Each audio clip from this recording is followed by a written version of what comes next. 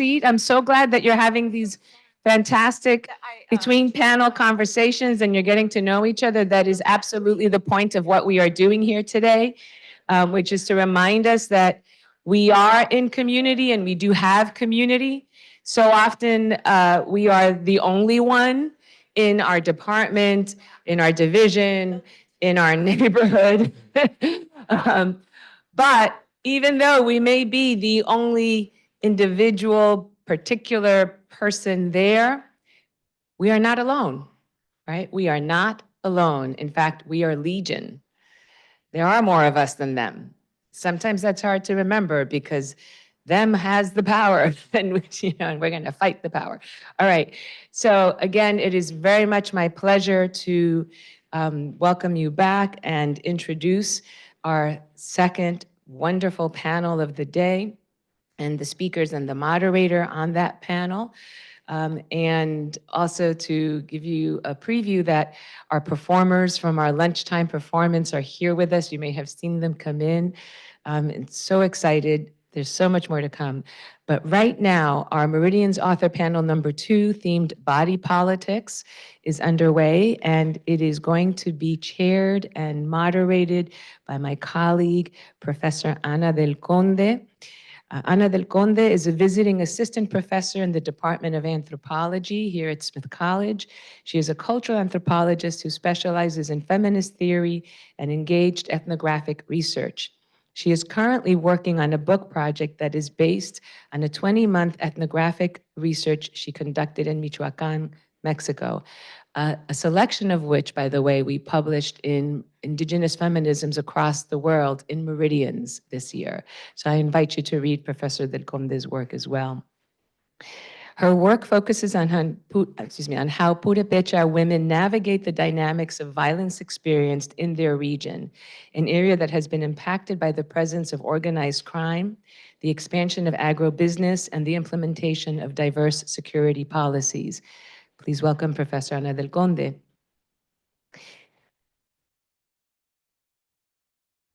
Also on this panel is Professor Catherine S. Ramírez. Catherine Ramírez is a professor of Latin American and Latino Studies at the University of California, Santa Cruz. And she is a scholar of Latinx literature, history, visual culture, and performance. Her expertise includes immigration and assimilation, historical memory and erasure, Mexican-American women's history, zoot suits and style politics, and Latinx futurism.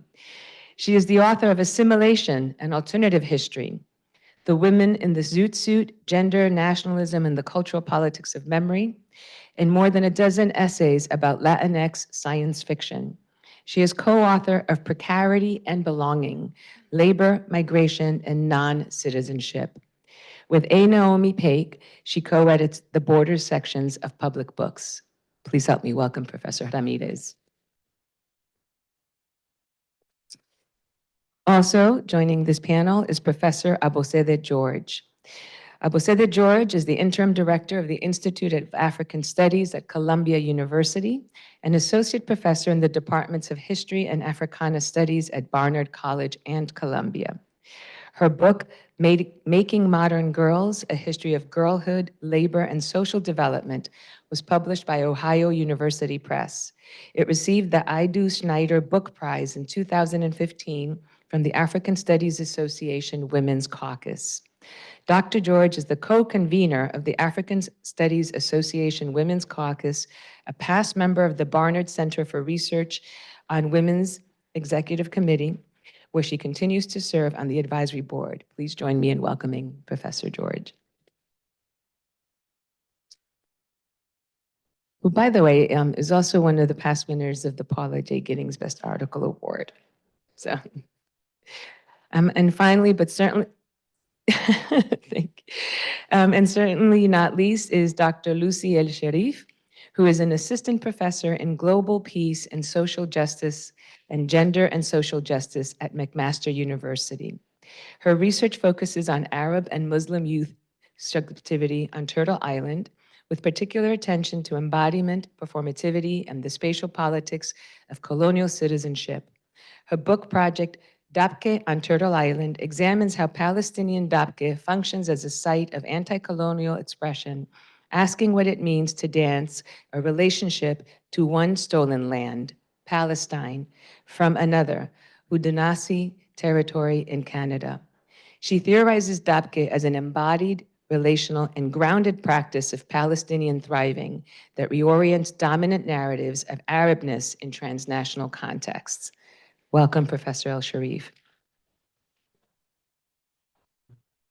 Sorry. And now, finally, but most certainly not least, my dear friend and colleague, Ayu Sarawasti. Professor Sarawasti is a professor in women, gender, and sexuality studies at the University of Hawaii.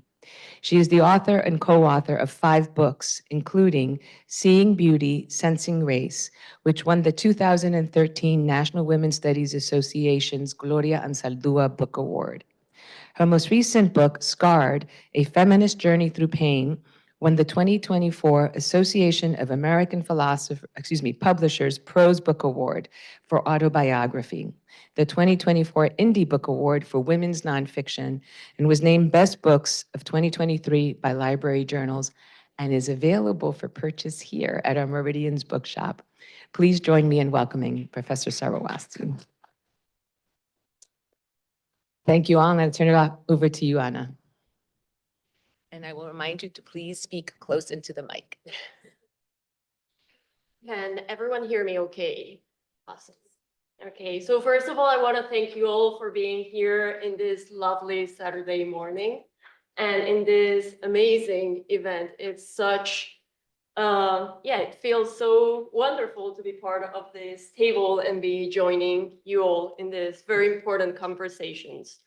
I also want to thank each one of the speakers of today for letting me engage with your beautiful and powerful work. And I'm looking forward to the conversations we'll be having today.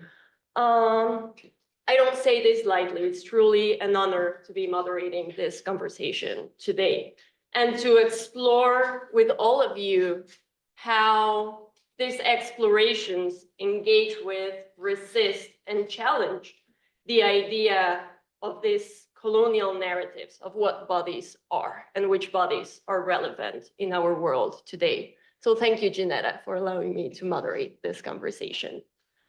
As I was reading this work, some of the questions that came to me were, how do we produce certain narratives that present certain bodies or people in ways that are deemed more readable for Western standards? What are the practices that make certain bodies more visible while invisibilizing and erasing other bodies? What are the implications of those erasures? How do people using their bodies, in their movements, in their actions, in their togetherness, challenge normative readings, imposed categories, mechanisms of surveillance, racist structures, and from the most subtle forms of violence to the most violent ones of death. So how do bodies of people and also affects intertwine in these processes? And what does that tell us about the politics of bodies and body politics? So these are only some questions that came to me as I was reading these beautiful, moving, and daring pieces. And I want to use those as the center of our analysis today. For a very long time, feminist studies have focused on this idea of bodies and analyzing why to talk about bodies is relevant as a way to address patriarchal control, capitalist hierarchies, and racist and sexist disciplinary practices.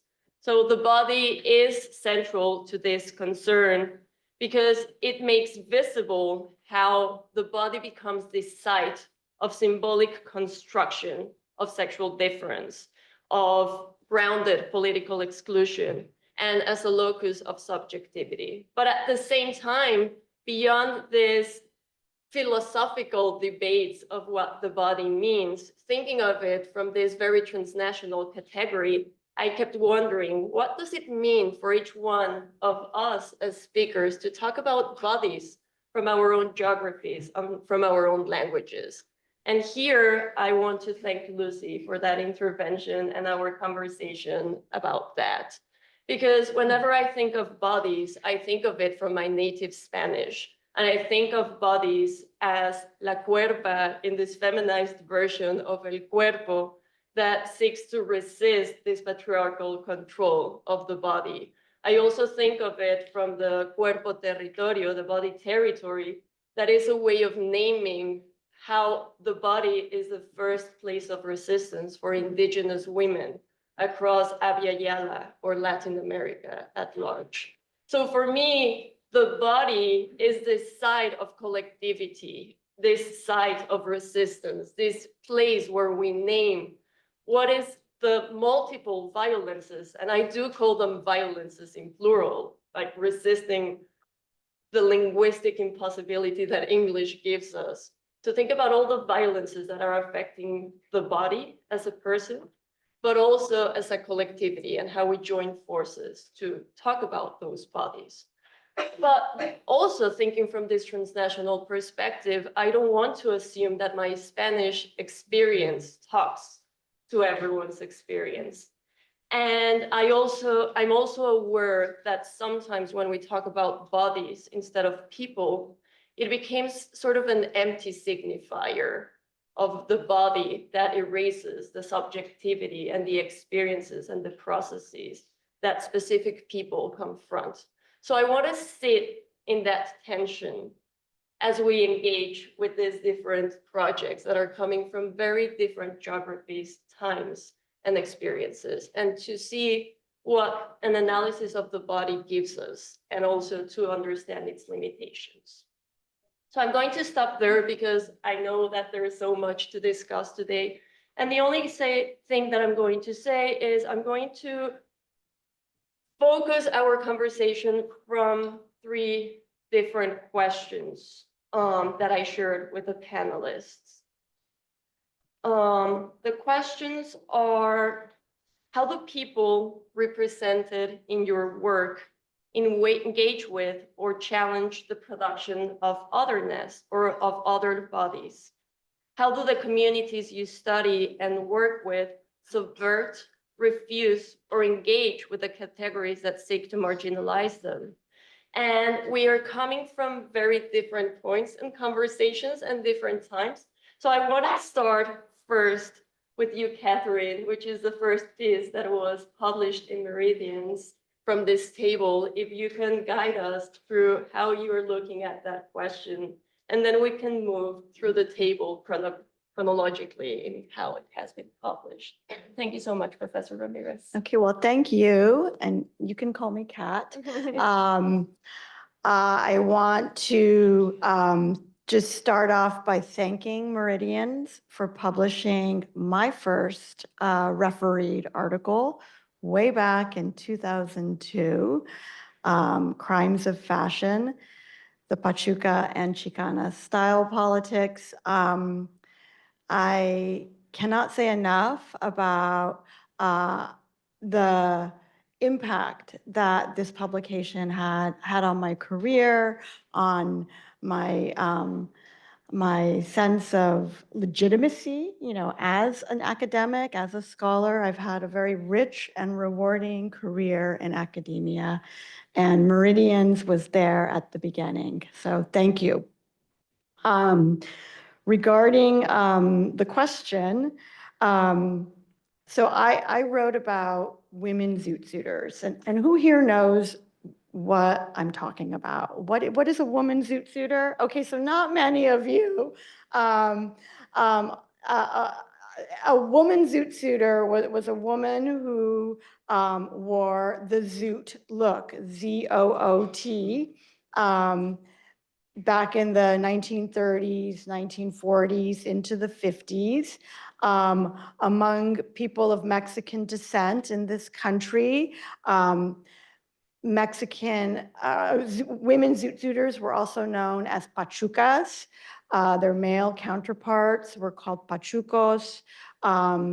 They went on to become, later in the 20th century, cholas, homegirls, hot Cheeto girls, disco bunnies, or all kinds of terms for a working class young Latina, urban, who is wearing a certain look, certain style. In the 1930s and 40s, the zoot look was distinctive for its hyperbole. Very broad shoulders, billowing trousers. The women wore what was considered a short skirt at the time because it exposed the knees. During World War II, this look was considered anti-American because of its excessive use of fabric during a period of mandatory rationing. And the look was also associated with jazz, with the Lindy Hop and jitterbugging, with African Americanness. And the look originated among Black folk in Harlem and spread to places like El Paso, LA, Oakland, Mexico as well. And American GIs took it overseas during the Second World War. I wrote about women zoot suiters. The male zoot suiter in Mexican American cultural production is very ubiquitous.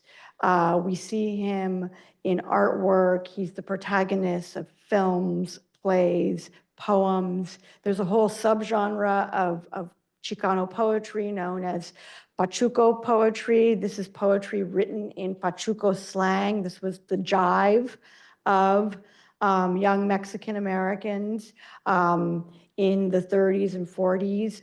Some of the words actually go way back to medieval Iberia, to Romani, and they were brought to the New World by the so-called gypsies of Iberia.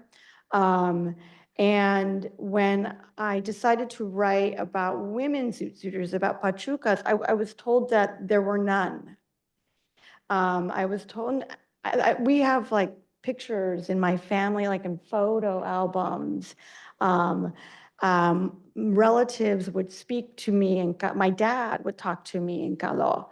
Like if he didn't like the height of my hair or the quantity of makeup that I was wearing, esale, and he would basically send me back into the house and have me lower my hair and remove some of the makeup.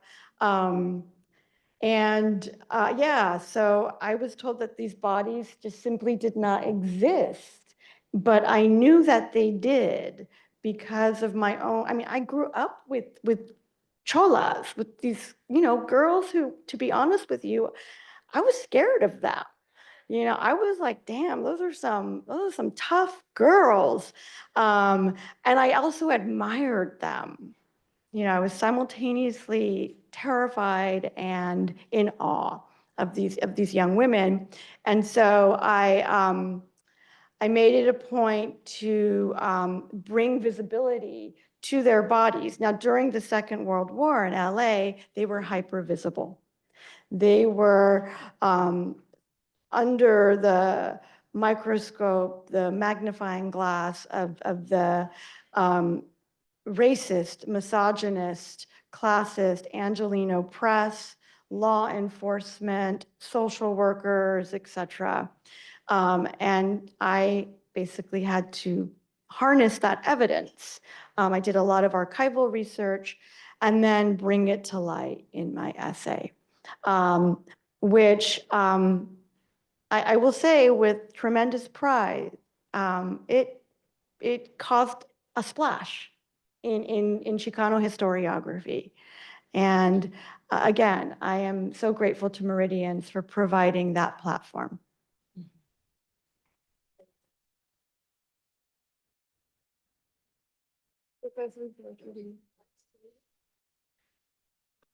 I want to join the thanks to Meridians for publishing this essay and also for recognizing it with the Paul Giddings Prize. It was it was an essay, I think that, as you already heard, I'm a historian, and but I aspired to be more than that. And so this essay, I think, and the acknowledgement from, the acceptance from Meridians and the validation of it, I think really,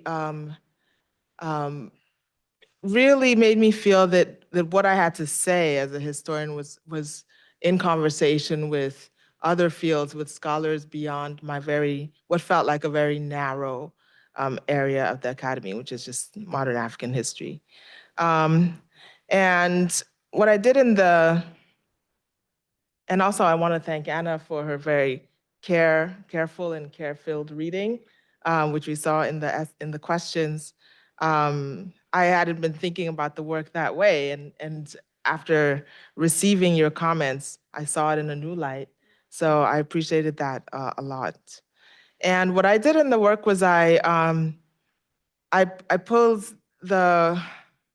some of you might not remember, some of you might be aware of the Bring Back Our Girls movement, okay? Which is ongoing because the crisis that prompted it is ongoing, right?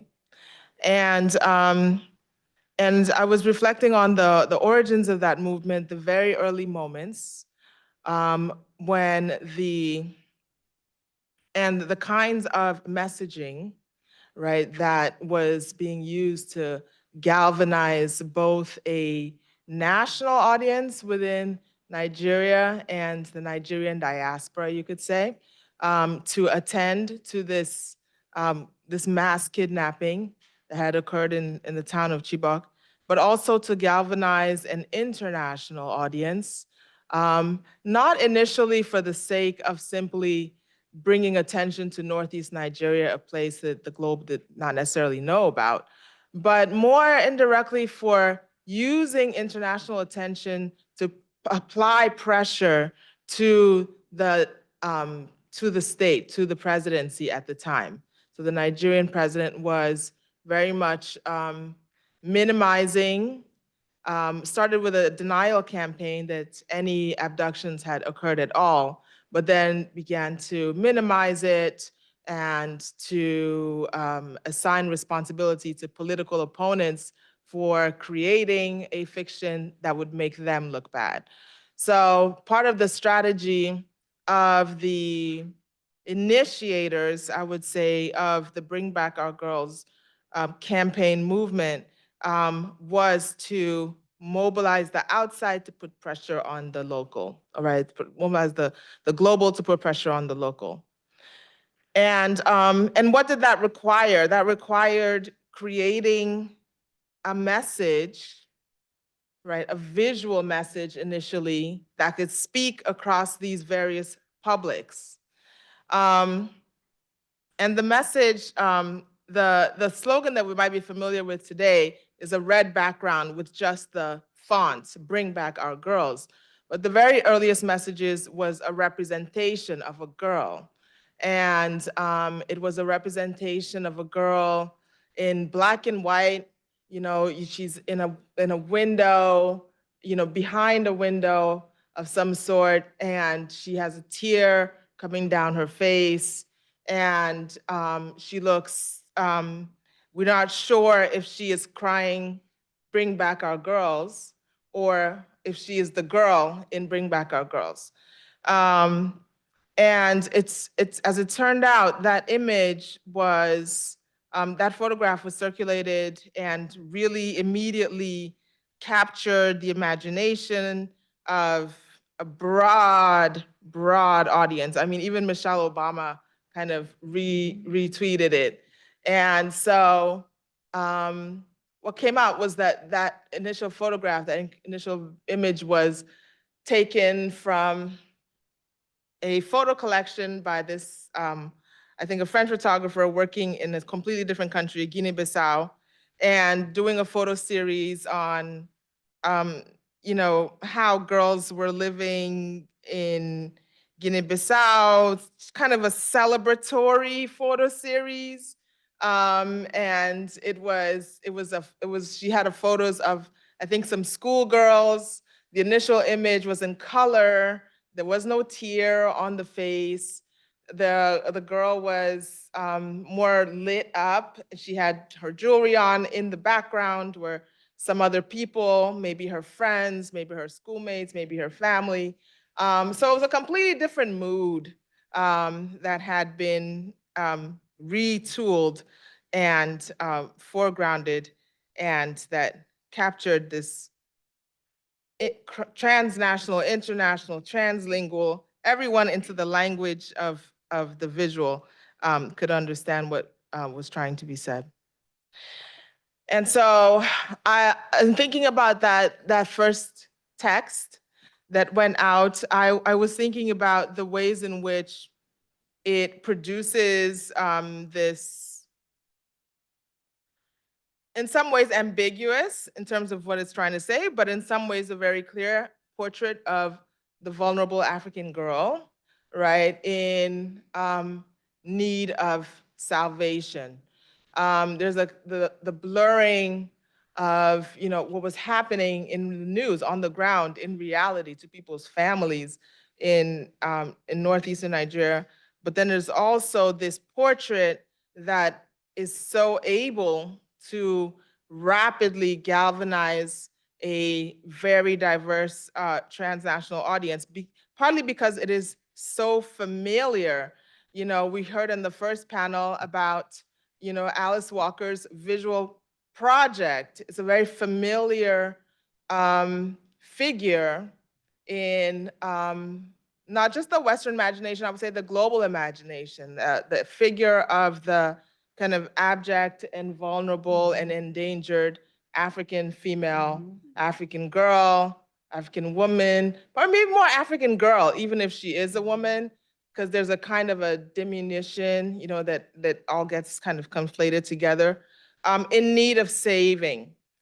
This image goes back to, the 19th century as a grounds for, colonial adventures. We need to go in and save the Africans at the time from Arab slavers, whatever. But this is an image that was very familiar, and I think that familiarity, that deep-seatedness, and a certain kind of global psyche regarding African women made it also so potent, so powerful, and so effective.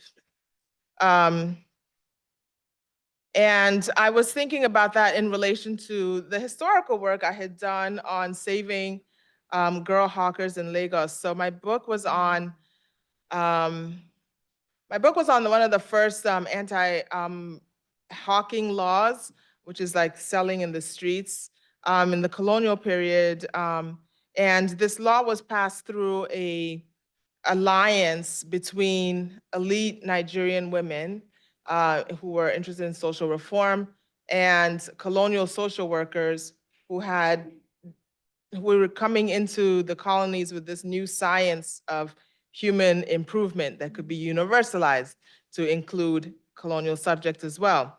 And the alliance between the two of them produced this anti-hawking law that criminalized girls selling in the streets, in the city streets of Lagos. And part of the narrative, that brokered this alliance, that made these two constituencies legible to each other and brought them into alignment on mission, was this narrative about, African girls, Nigerian girls' bodies as endangered through very particular kind of sexualized forms of danger in particular, and their peculiar kind of responsibility, opportunity, mission to save these girls. And part of saving them included, othering them, right, from not just like a normative idea of girlhood, which was the schoolgirl ideal that they had, but also othering them or distancing them, disaggregating them from their families, that this kind of work might have been part of a household economy, from their communities, right? So to save them is to take them out of a certain kind of to take them out of communities within which this form of labor was part of socialization, and to save them by bringing them into a new form of new experience of girlhood, which included the school, the institutions, the juvenile institution, et cetera. And in the article, I try to think about, you know, the continuities of salvationist projects across these two eras in the kind of later colonial period, this new liberal phase of colonialism, and our contemporary period.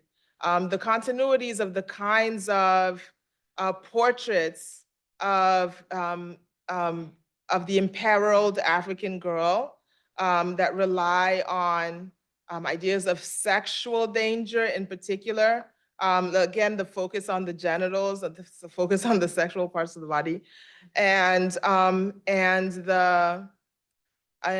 the work that particular form, that particular association does, the effectiveness of that particular association repeatedly in mobilizing a certain kind of affect, maybe sympathy, that can be translated into action, but that is also very complicated in terms of its longevity, its potential for solidarity, and its transformation from sympathy into disdain and contempt, you know. Thank you so much.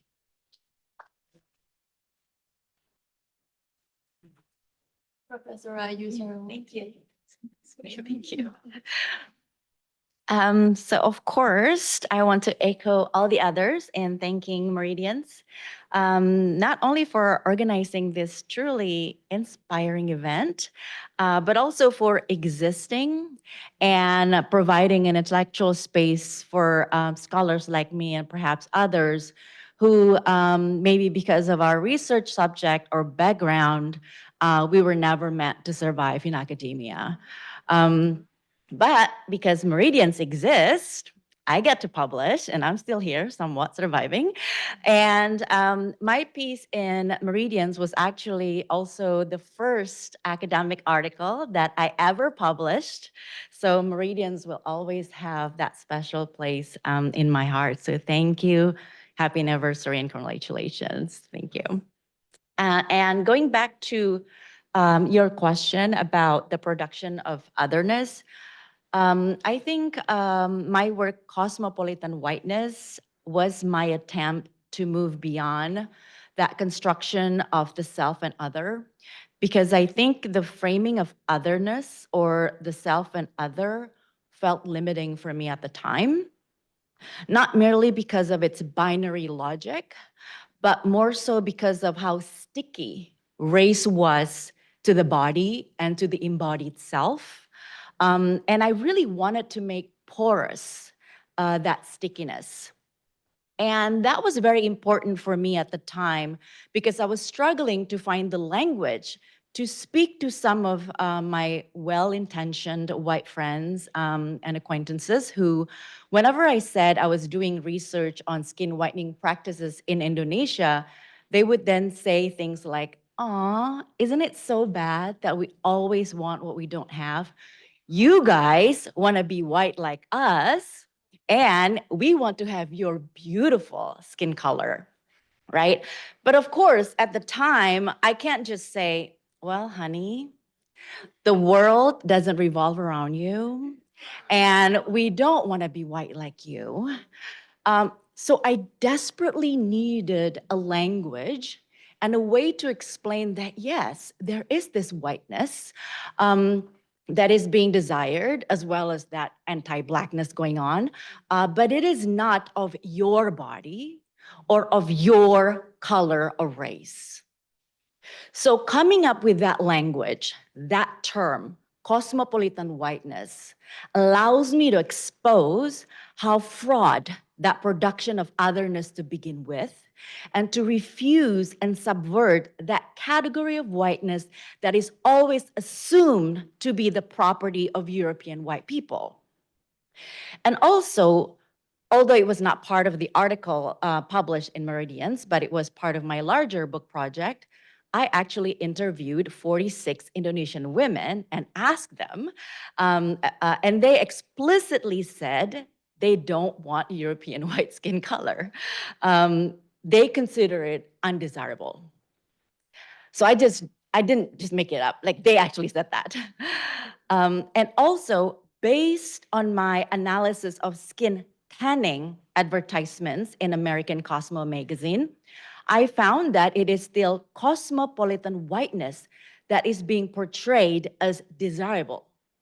So they may say that they want tan skin, but it is only as long as that tan skin is still legible within the limit of cosmopolitan whiteness, or even is used as an evidence for embodying that cosmopolitan whiteness. Because remember, they are not advertising skin browning or skin blackening cream. They actually use the word tan or even bronze that were not part of the lexicon of racial otherness. Thank you. Thank you so much. Last but not least, can you see? Hello? Does this work? Use this one. Here. صباح الخير السلام عليكم عاملين ايه يا جماعة؟ Good morning everybody and greetings to all of you. I hope you're doing well. I hope you don't mind my use of Arabic. Arabic is how I feel connected to who I am, how I stay sane in a sea of English, white supremacist English for the most part, and how I come back to my body. So I hope you'll forgive me for that. I also want to start by grounding myself in my body on the very particular land that we are on, which, as I understand it, is the traditional territory of the Nonotuck ancestral homelands. And that's really important for me because the way in which it is normalized for us, 500 years of settler colonialism, is directly connected to the way that we are on day 749 of the genocide in Palestine, because it hasn't stopped, as I'm sure many of you know. It is ongoing. And so it's really important for me to ground my body in where I am, who I'm connected to, and to bring Palestine into the room, to bring Sudan into the room, because there is also a genocide going on in Sudan, which is absolutely horrific and not spoken about. But also the way in which, and I'll come to this later when I speak about Palestine, هي القضية الأم, Palestine is the mother of all struggles. I'll speak about that later. But just the way in which there is no way in which the genocide in Sudan is divorced or disconnected from the genocide happening in Palestine. Thank you. I also want to echo what's been said by everybody, that the way in which I've been greeted from the very first moment by Carolina and Gianetta, the way my work was welcomed, felt like epistemic respect.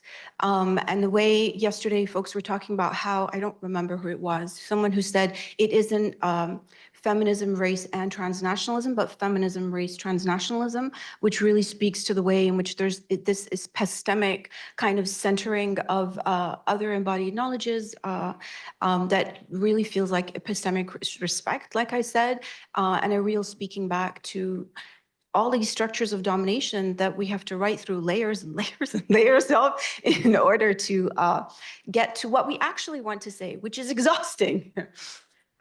So speaking to the question of otherness and resisting otherness, so, you know, for me, it always starts from the body, right? And again, just like the way in which yesterday felt so familiar, the way in which my work has been received at Meridians has been so familiar, and the way in which when I was a researcher looking for a doctoral project, you know, you go take all these courses, they blow your mind, and then you look for a project and something doesn't sit right, right? Something in my gut tells me this doesn't make sense. Something in my gut tells me if I was to sit with my friends in the community, the Arab community, Palestinian, Egyptian, and otherwise, if I was to sit with them and talk to them about it, some of them would be very nice and would say, oh, that's amazing, you're doing research on our people. But a lot of them would say, so how is this going to help us?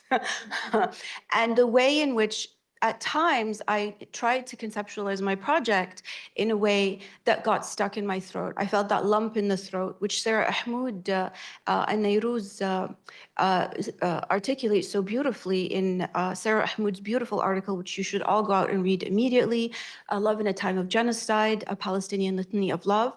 And she speaks about the ghassa, this kind of lump in the throat that is stuck there, right? That you actually cannot get the words out. You cannot say what it is you're trying to say. And so I think back to me kind of in being in the unusual position of being a doctoral student, doctoral candidate, looking for a project when my kids were much older. So I was what you would call a non-traditional students. My children were in elementary school. And so I was very much grounded in their lived realities and how my research was important to my community, to my kids, to their friends, to their generation. And also because I did not grow up on this continent. I came to this continent in my early 20s. I went to Philadelphia, which I will always love dearly, but we had to leave after 9/11. And the way in which my subjectivity was not formed on this continent. It was formed in the Arab world for the most part. And the way in which so many things just didn't simply make sense to me. And I was searching the whole time for this language to make sense of what is this disconnect that I'm feeling all the time. And later on, initially I grasped at identity, but what I was actually looking for was ontological subject formation, right? How is it that the nature of being that I grew up with, in which my subjectivity came to be, was very different from what I was seeing happening around me, from the way in which hegemonic society was trying to forge my children and their generation.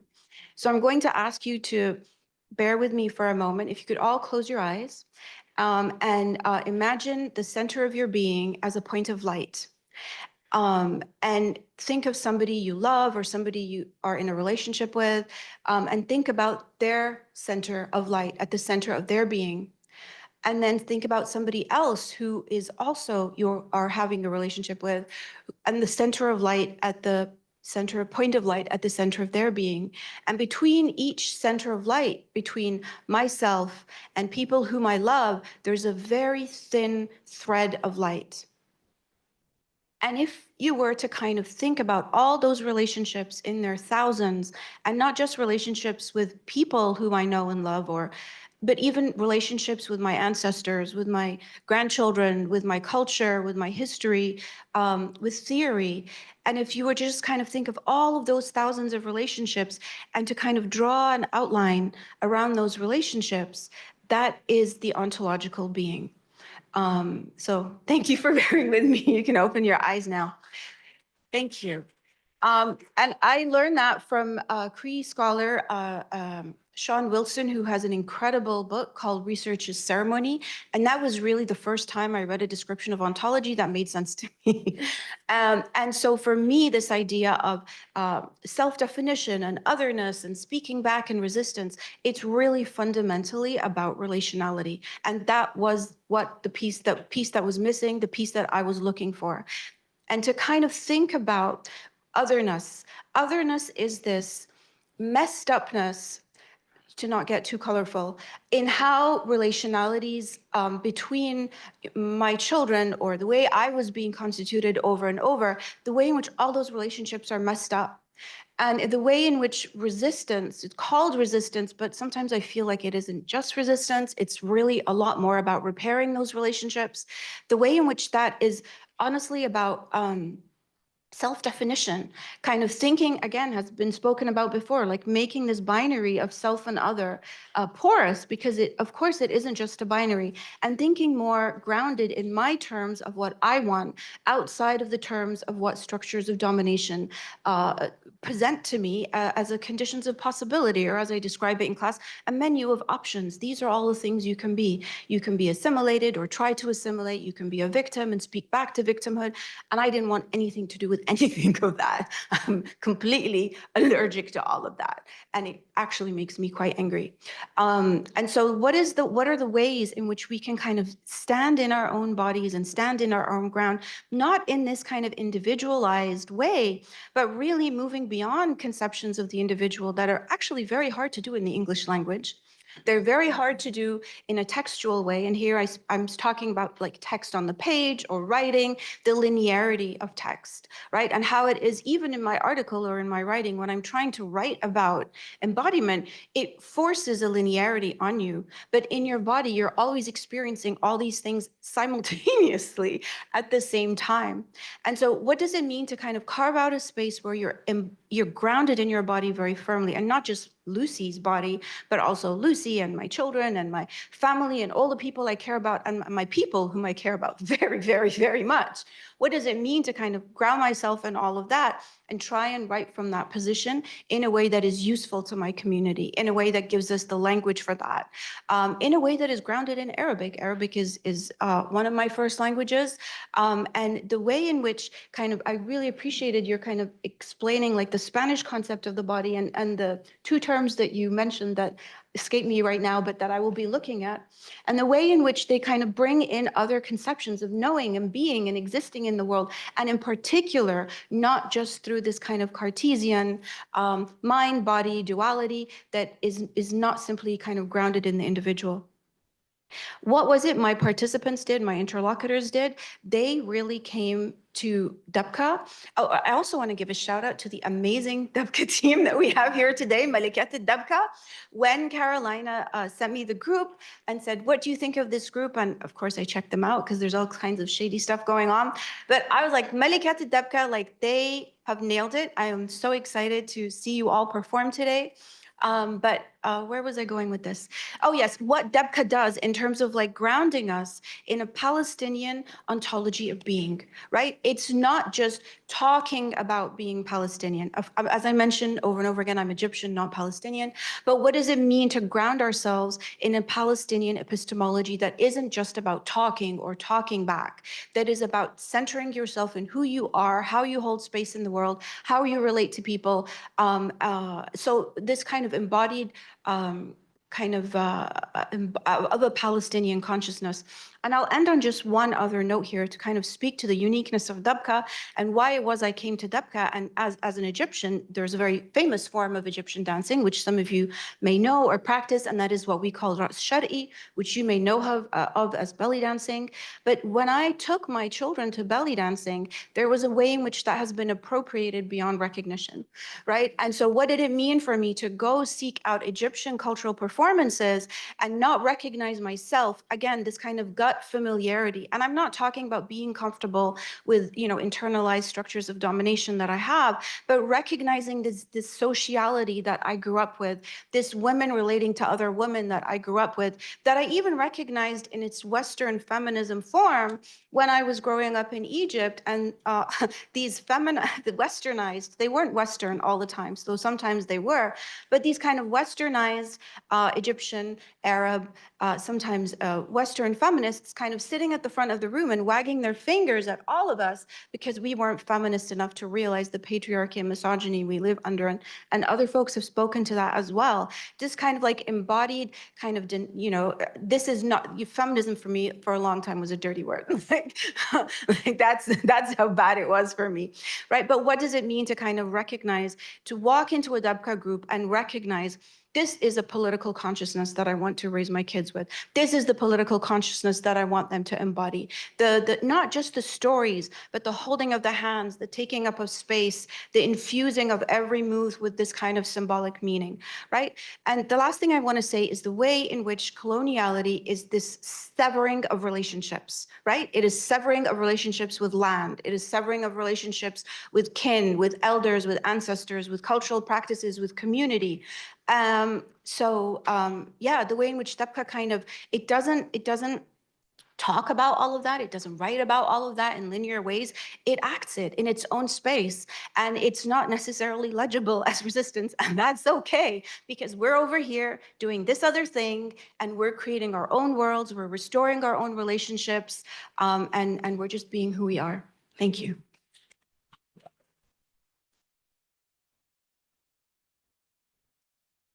See why I'm excited of being moderating this table.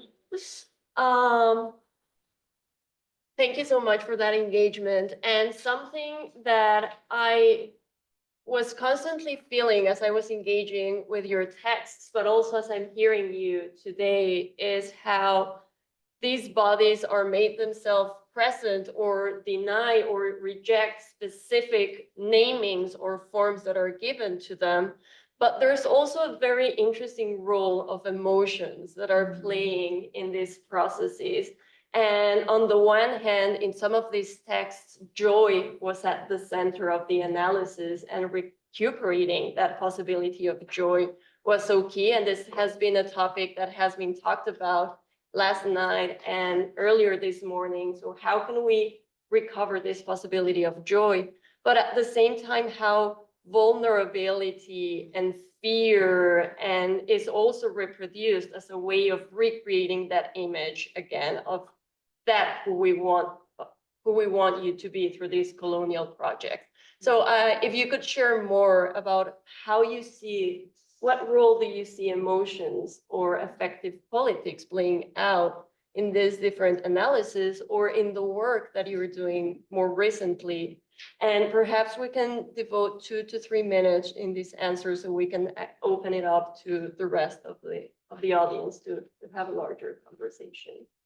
And I'm happy to start with whomever wants to jump in and take the question.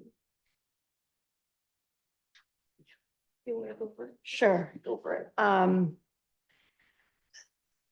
So the zoot look was a very joyful look, even though it was deemed sinister by the mainstream. It was a very exuberant look. It was very youthful. And this is something I think about increasingly, you know, as I get older. And I did read the articles, and that's the one thing I was really struck by was the emphasis on youth in all of them. You know, how bodies are often young. Yeah, I am thinking a lot more about joy in aging as well, because, you know, joy persists, and it comes in many forms. The joy, though, that I wrote about in my article was complicated. You know, it was definitely linked to conspicuous consumption, and a celebration of being working class, like of no longer being country, really, like no longer being like from El Rancho. Like we have arrived in cities like LA, San Diego, Tucson. And, you know, we're going to step out in our buenas garras, you know, our badass threads, and be visible, and celebrate visibility, even when it's used against us.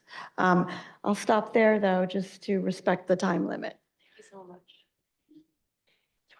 No, you go ahead.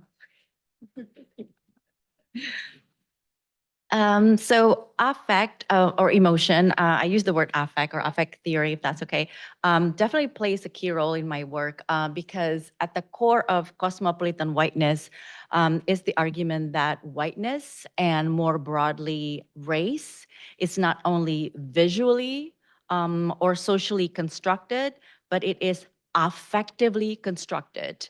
And to give a general example of what I mean by race as affectively constructed, we can see how police brutality against Black bodies work. That is, when a police officer encounters Black body, the police's reaction and emotion is one of fear, which then lead them to take up the guns in that split second and kill that Black body, right? So here, race is constructed through affect. That is how we are taught and therefore supposed to feel certain ways about certain bodies. And in this case, toward the Black bodies. And in the case of my skin whitening advertisements, it is how white bodies are supposed to represent, you know, beauty and evoke desirability. But what is interesting here in the Indonesian skin whitening advertisements is that whiteness is embodied by transnational bodies of celebrities from South Korea to Indonesia to Japan to whatever, and they were represented as embodying whiteness that was desirable. And that really challenged how we think about whiteness that was often signified by, again, European white bodies. And so had I only used existing theories to look at whiteness as bounded by the bodies or its attachment to European whiteness, then what we have is that kind of comment that says, oh, you just want to look white like us, right? And we miss this kind of whiteness that was circulated in these advertisements that was not attached to any particular body or race or nationality. Because remember, there were like South Korean women, Indonesian, et cetera, et cetera. So affect for me was a necessary theoretical entry point to even begin to think about whiteness that is off the body, but is not limited by what is visible and legible about that body. So it gave me the possibility to make something legible when existing theories failed to help me do that. It allowed me then to shift the conversation from how whiteness was embodied by specific people to being embodied by people of different races and nationality beyond the European white people, as well as to how whiteness is being attached to certain affect or emotion, which in this case is cosmopolitanness, desirability, and beauty, and all of that. Now, let me touch very, very briefly on the second part of your question about challenging oppression and affect. One thing that we always have to remember is that power works through affect. Although affect and emotion may feel natural and very personal when we feel it, it's always ideological. So the next time we feel bad or sad or guilty about something, we want to pause and ponder and reflect on the power relations embedded in that situation that makes us feel that way at that moment. We also want to think about how power relies on making us feel that way, and therefore the need to challenge that feeling, and obviously, and most importantly, the power structure that makes that feeling possible and even obligatory in the first place. So just a very quick example here is that there is a beauty ideology, because that work is about beauty.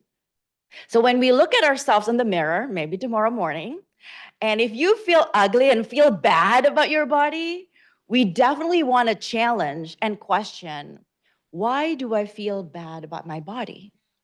Because we want to get at that power structure that makes us feel that way about our body, and then to challenge that systems of power. Because it's not just about reclaiming, I'm beautiful, everybody's beautiful, right? But it is about challenging the oppression of that beauty ideology that works through affect and emotion. Thank you.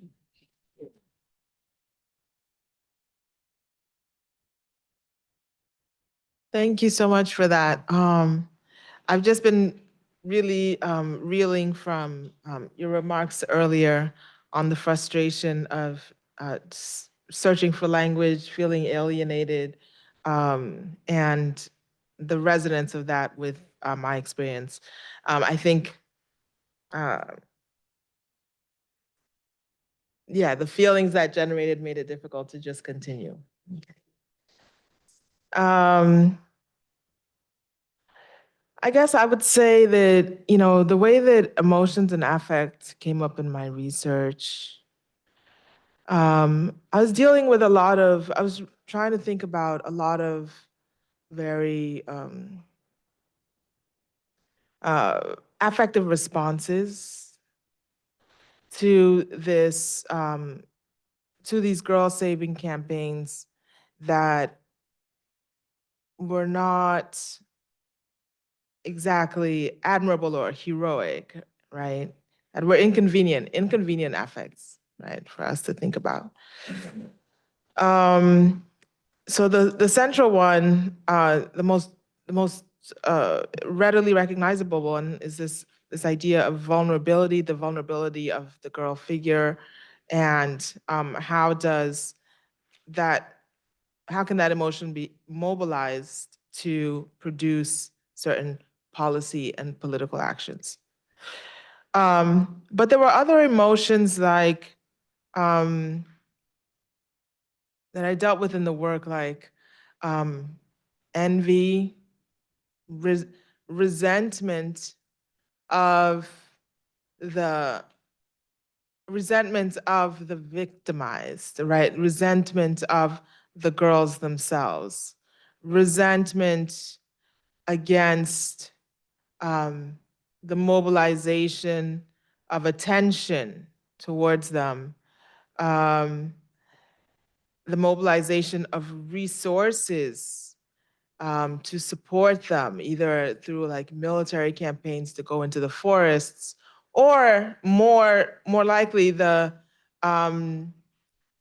efforts of feminist activists to guarantee that there would be psychosocial resources provided for anyone who was found and their families to kind of work through this trauma.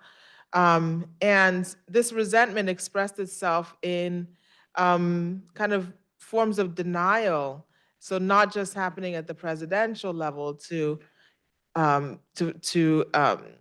exempt themselves from responsibility to do anything, but all the way down at other realms of the society, a denial of the facts of the abduction, a very gendered denial of the facts of the abduction. One of the arguments that emerged was that, there are all forms of violence that happen in this society that don't get this attention. What makes this special? Why are all these girls in particular able to mobilize so much sympathy, attention, and probably untold resources that the rest of us can get? So the affect of maybe competition, resentment, anger, and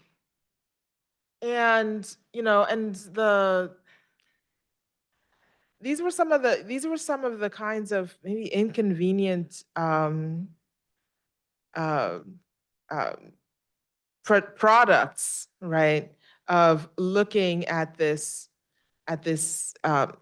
history, looking at this moment, both in the transnational, the international, and the local, and how they were kind of evolving in those dueling discourses. Yeah. Thank you. Thank you so much, and for the question. So I think when I think about affect, and it's just so ironic that I went to Dabke because I was looking for something that embodied joy. And the only emotion, not the only, but the primary emotion one has been feeling in the last almost 800 days is rage. White, hot, livid, trembling rage. And so, rage is an affect that is mentioned very often, understood, welcome. People don't know what to do with it. I don't know what to do with it. So thinking about, my original kind of attempt to center joy in my work and how the genocide waylaid that. I think about Malak. Let's go to Malak Matar. So Malak Matar is an artist who was on the cover of one of the Meridians issues. I was so delighted to see it last night. Malak Matar is a 24-year-old Palestinian artist from Gaza. She's studying in London right now, I believe. I met her. She's the cousin of one of my students. And I went to a talk where she had an art exhibit in the first year after the genocide began. And she said for the first 4 months of when the genocide began, she could not pick up a paintbrush. She couldn't do anything. Everybody was completely immobilized by shock, by rage, by organizing. And then she was encouraged to pick up her paintbrushes again as a way to resist. And she said the only colors I could pick up were black and white. And she has an incredible 5-meter wide art project that you can see if you Google her work online. And so what does it mean to feel rage at this time when I'm trying to write a book about Dabke and joy that feels, to put it mildly, tone deaf? And what does it mean to write about, so how have I kind of like been working through like writing about something that is joyful? And I don't want to minimize that, but I'm also thinking about ways in which, in the last 800 days, we've seen or not emergence, but this kind of other organized, collective, embodied forms of movement, right? And I'm talking about protests, encampments, prayers at encampments, which moved me beyond anything I could have possibly imagined, right? So I think sometimes I think there's no place for joy, but of course there is, if only because the children who were 5 years old when this began 2 years ago are now 7. And what have they been learning about their people and their culture? We can't just let the violence of the genocide dictate that. So I don't really know where I'm going with this because I don't really know what to do about it. But the primary affect is definitely white hot rage and holding on to that and not forgetting it because, yeah.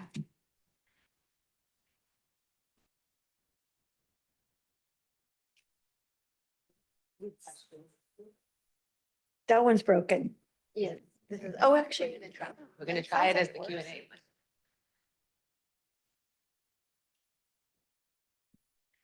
Thank you so much for this so enriching panel. I see a huge push from the shift from the Euro-American centric embodiment politics to a more global South oriented, and it has been so inspiring, the different areas that each one of you have been talking. One thing, what I felt throughout as a body theorist is that when mainstream feminism has done a lot of work with body politics, one thing that has been always missing is the connection between land and the body, which you said at the beginning. And I think that is so much connected to each one of your areas that you talked about. So if you could highlight some discussions on that, especially when I remember as you were talking that in the Palestinian context, how even, and so in the indigenous context, how even uprooting an olive branch or olive tree is seen as a injury to the body itself. So how is that connectivity between the land, the body, the environmental racism, the affect, the beautification politics that each one of you are talking about? If you could reflect on that. I'll respond really quickly. So yeah, my work on Mexican-American zoot suiters is very much about the politics of visibility and presence. And the reason why the zoot suit riots erupted in 1943 is precisely because white people in LA, white servicemen in particular, could not abide, they could not live with the fact that there were these people who were Mexicans who were so visible, so present, literally not using the back entrance. This was a moment of de jure and de facto racial segregation. And Mexicans, Chicanos, we have a very complicated relationship to this place, as people who are both indigenous and settler colonial.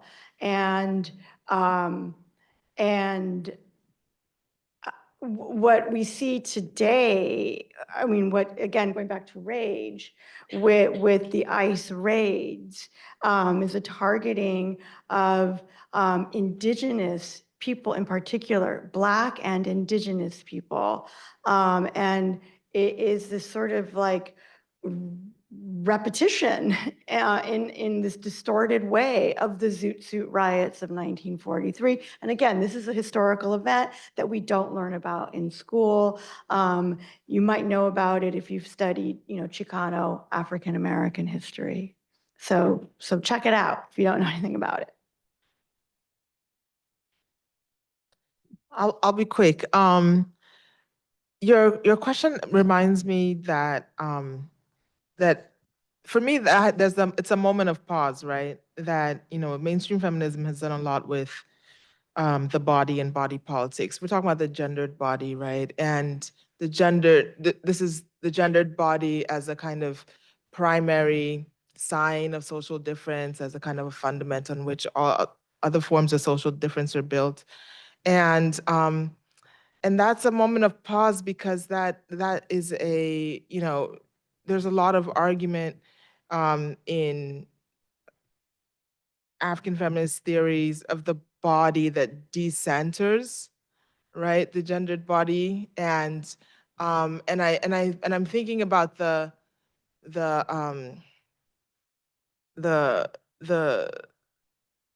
difficulty of having such fundamentally different starting points, right, and what kinds of conversations are, I suppose, foreclosed by having that as a starting point, right? And so that's just one of the things that it's making me think about, right? That we don't always start with the gendered body as the fundamental sign of social difference. In my book, Seeing Beauty, I talked about this term that I called emotionscape. And I do love terms. I like creating them.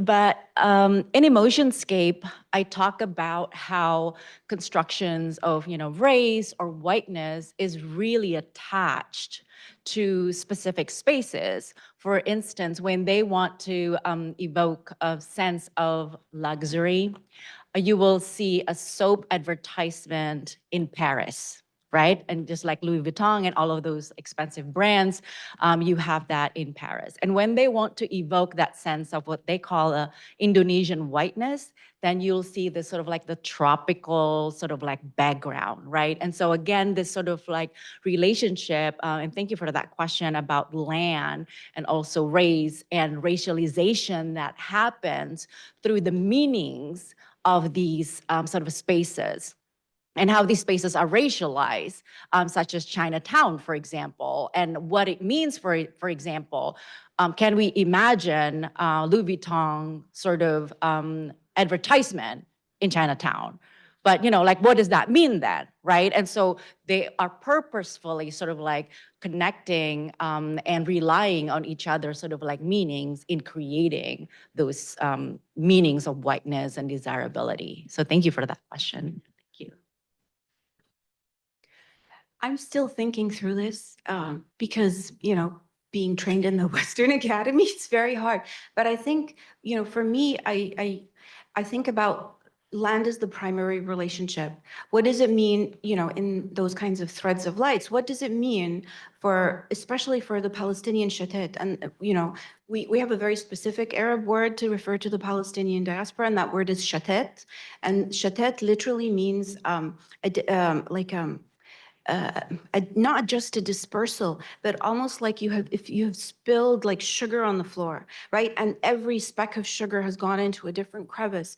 And shatet doesn't just speak to the way in which one is dispersed from their land, but also dispersed from each other, right? And the way in which, my participants, through connecting to Palestine, through connecting to the land of Palestine, that they have been sometimes 3 and 4 generations removed from, right? So at this point, the grandparents who remember the Nakba are unfortunately passing on, right? And so what does it mean to insist on that relationship to land, the land of Palestine that maybe they've never seen?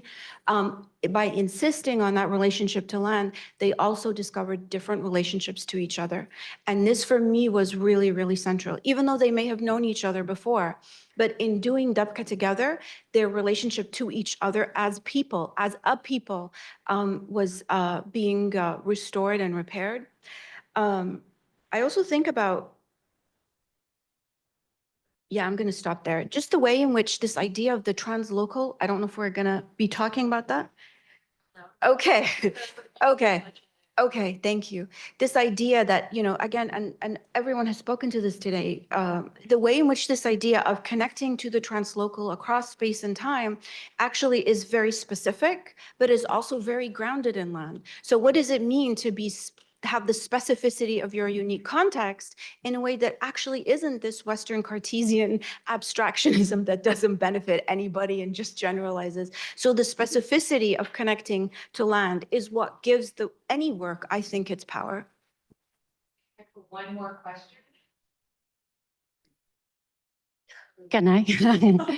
Yeah, so thank you so much. I was really impressed by all your talks. I found them profound, and I have so many thoughts, and I took too many notes, but I was thinking of, you were talking about why the narrative of the Chibok girls became so popular in the West and was well received. And I was thinking also what you were saying about police brutality against Black men, and behind perhaps the image of the girl as sexually vulnerable, there is, the image of the Black man as sexual predator. And I'm not talking specifically about Boko Haram, but I'm sure that there is some of that in that we have this problem here in the United States of these narratives, the perception of Black men as dangerous, right, which enables their incarceration. And staying on that, I was thinking, Lucy, you're talking about the genocide. And I read the New York Times, and I'm sure many of you, and it took an incredible time for the New York Times to start talking about the genocide. And it seems that right now you see it in the news, but the talk is generally about women and children, right? And I was thinking with that beautiful exercise that you invite us to do at the beginning, you said you're a mom, right? What happens with the boys that then become men, that then become adults, that then become older men, right? They seem to be erased from the narrative. It seems that it has become acceptable to talk about women and children being bombed, but what about those boys and men and older men being tortured, right? It's interesting how the narrative works. So I don't know if you can talk about that, but thank you so much.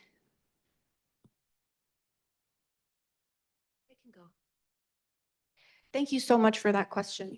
The New York Lies, I unplugged from them a long time ago, as well as mainstream Canadian media, because I feel that it just takes, again, so much energy and evokes so much rage just to get through it. And, Dwayne Donald's question to me, what do you want your work to lift up, really makes me think very deeply about what I want to engage my life energy with every day. Mohammed Al-Kurd wrote a book that some of you may be familiar with called Perfect Victims. If I'm not mistaken, it was a bestseller in the United States, which is quite unusual. And he talks about the way in which, even though we have descended to the level of kind of saying, but the women and children are being killed, we've descended, and it still hasn't changed anything. So let's just forget about all that, because that's not working anyway. Let's tear this down. Let's sit in our rage. And importantly, thinking about what to do with rage is to hold it with dignity, right? We honor all our martyrs, all our sons and all our daughters, right? We honor all of them. What does it mean to kind of sit with this rage and try and figure out what to do when you're being consistently gaslit at every level of society, every day, all the time? Yeah, I'll stop there. Thanks. I'll just add that part of what you're asking, played out in the different discourses around the Chibok fighters versus the Chibok girls. A lot of the Chibok fighters who were engaged in these abductions were people who had been previously abducted themselves, right? So these are people who would be abducted as young boys themselves. And so there's a way in which, the binaries that the mobilization project required, right? The binaries are really shaped by these categories that are produced and familiar through the Western colonial history, and brushing up against conceptions that are familiar locally as well, complicated, much more complicated conceptions. And so, you know, I think that's one of the ways that this kind of question of what happened to the boys, they were always there in the story, but there are set gendered roles you play in this, you know, cops and robbers, you know, this kind of like villain victim narrative that comes from the West, and they're inconvenient for those, you know, and so, but those inconveniences are not erasable locally, right? So I think that's just one way that I was thinking about it, what your question was asking. Well, thank you so, so much for these questions and your engagement with this panel. And I'm sure there's a lot to talk about, but probably we can continue during lunch. Yes. Can we all give a hand, please, to our panelists?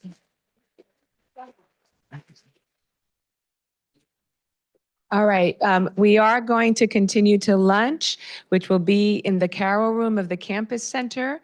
There are some of the students who will be escorting folks if you're not sure where that is. We are going to take a photo of our panel, so before you come up to them, please wait for the photographer to finish. And as we said, you will have an opportunity over lunch to chat with them, and we're going to have an amazing performance by Malika Al-Dabke. Thank you.